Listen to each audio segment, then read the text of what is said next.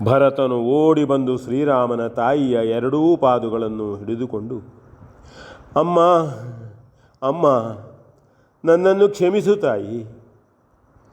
ನಿನ್ನ ಹೃದಯ ವೇದನೆಗೆ ಶೂಲಪ್ರಾಯನಾದ ಈ ದುರ್ದೈವಿಯನ್ನು ಕ್ಷಮಿಸಲಾರೆಯ?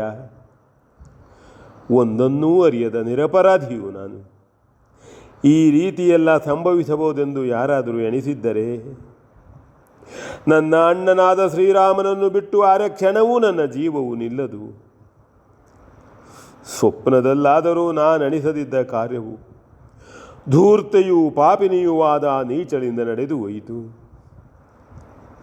ನಾನು ಅವಳ ಹೊಟ್ಟೆಯಿಂದಲೇ ಹುಟ್ಟಿದ್ದರು ಅಮ್ಮ ಎಂದು ಕರೆಯುವ ಹೇಸುವ ಅವಳ ಮಗನೇ ಆಗಿ ನಾಚುವ ಹಾಗಾಯಿತು.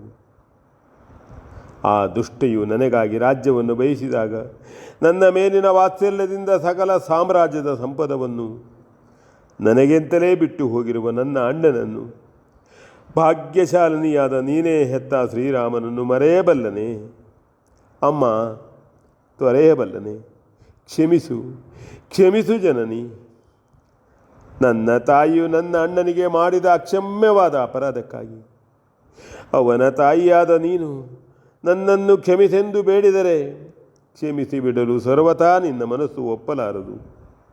ನಾನದನ್ನು ಬಲ್ಲೆನು. ಯಾರಾದರೂ ಅಷ್ಟೇ. ಕ್ಷಮೆಗೆ ನಾನು ಪಾತ್ರನೇ ಅಲ್ಲವೆಂಬುದು ನಿಜ. ಆದರೆ ಅಮ್ಮ, ನೀನು ಶ್ರೀರಾಮನ ತಾಯಿಯಲ್ಲವೇ? ಇರು ಎಂದರೆ ಇರಬಲ್ಲೆನು. ಇಲ್ಲವಾದರೆ ನನಗೇಕೆ ಈ ಲೋಕವು? ನಿನ್ನ ಪಾದ ಸಾಕ್ಷಿಯಾಗಿಯೇ ಆಡುವ ಮಾತಿದು.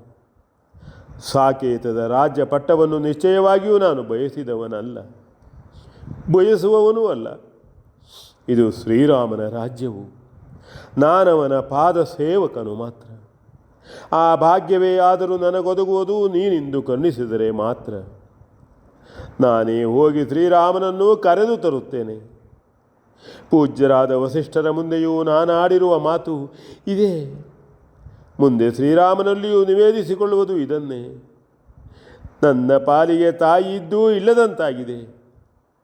ಅಣ್ಣನಿಗಾದುದೇ ನನಗೂ. ನೀನೇ ನಿಜವಾದ ನನ್ನ ತಾಯಿಯು.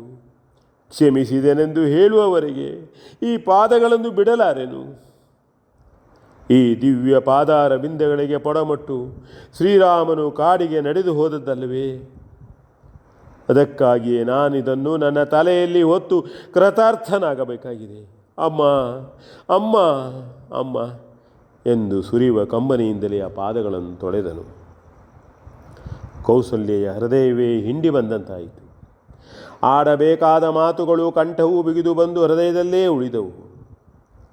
ತನ್ನೆಣಿಕೆಯಂತೆ ಯಾಕೆ ಚಿತ್ರಿಸಿಕೊಂಡಿದ್ದ ಭರತನ ಚಿತ್ರವದು ತೀರಾ ವಿಪರೀತವಾಗಿದ್ದಿತು.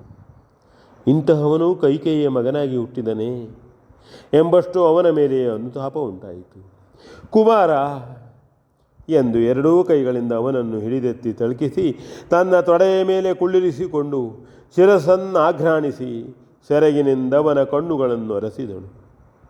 ಹಾಗೆಯೇ ಮಗನೇ, ನೀನು ನನ್ನ ರಾಮನಿಗೆ ಸರಿದೊರೆಯು ಕಂದ.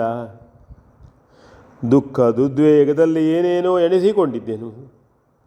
ನಿನ್ನ ಕುರಿತಾಗಿ ನಿನ್ನನ್ನು ತಿಳಿಯದೆ ಅನ್ಯಥಾ ಭಾವಿಸಿದ್ದೆ.